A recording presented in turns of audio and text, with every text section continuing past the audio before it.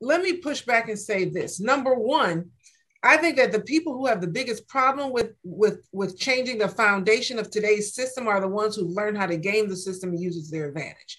That's number one. Number two, I think that when you talk about test scores, math scores, I don't, is there some validity in white supremacist culture in these things in those cases? That, yeah, there's some of that. But when you talk about the test scores of kids in schools, I think that you are not looking at the issue holistically in the way that does it justice when you don't think about the fact that you have to look at, okay, so what are all of those systems that will impact whether or not a kid is successful? Yes. Right. Does that kid have everything that they need in terms of home and housing? Do they have a district that is resourced? Do they have a school full of substitute teachers where none of them are uniquely qualified to teach kids? You have to look at all of those different social and institutional structural things that impact that. And the historical basis behind that, right? Exactly. And then to the point of whether or not DEI works. When you went talked about the fact that, she is an American by choice, that she has come to this country. And I'll tell you, if we take the tagline of DEI out of the equation and we look at what the end goal of the principles of DEI mean, if that wasn't successful, when you would not exist as you do currently in this country. Do you believe that when you in? I respectfully disagree. Please share. Because it wasn't long ago that people of Asian descent weren't even permitted to naturalize in this country. And then that was a DEI argument. It wasn't always that women could be educated in California schools and have the advanced degrees that you enjoy.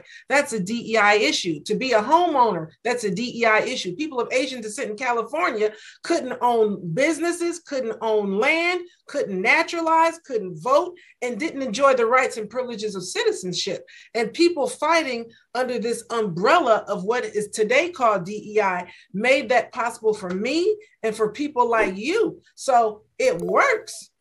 But and it is important. When you on respectfully disagrees, I'd like to hear. I fundamentally think that acting and thinking in terms of race, in terms of this fad of DEI is divisive and counterproductive. I approach civil rights as a radically and fundamentally liberal concept. Civil rights are first and foremost individual rights. They are individual rights of equal access and equal rights. So when we look at the gains of women and minority in the United States, a melting pot in the recent 4, 5, 6 decades in terms of accessing fair housing, equal education opportunities, and much more.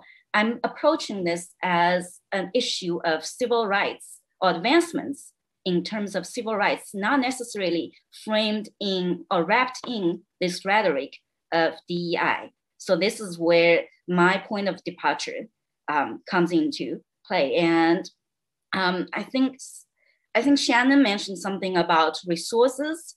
A Stanford study recently found out that even among California students who are economically disadvantaged, there are still persistent achievement gaps.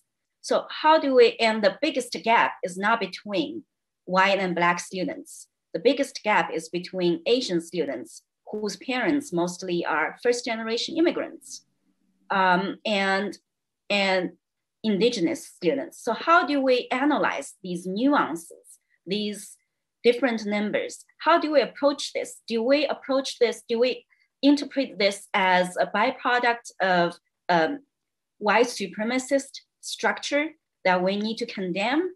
Or do we approach this as something that's more complicated, that require policy analysis and long-term, sometimes painful policy solutions? Painful policy solutions, Sasha?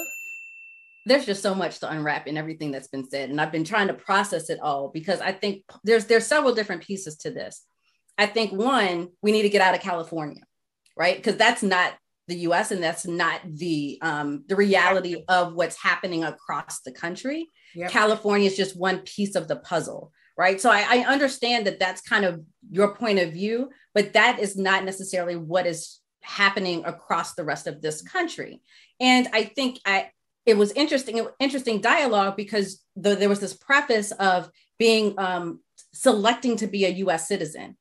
I became a US citizen in 2016. I was raised in Virginia, but my citizenship was elsewhere. I have dual citizenship.